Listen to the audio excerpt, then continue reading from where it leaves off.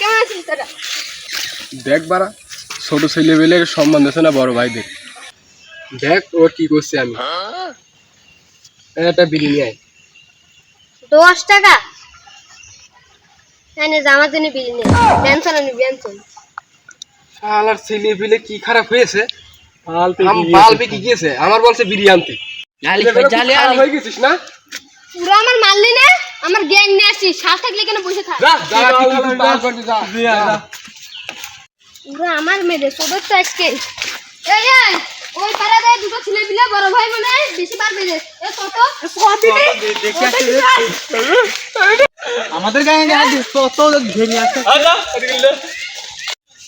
রে ওরা তো দল ফল নিয়ে এসেছে। আমরা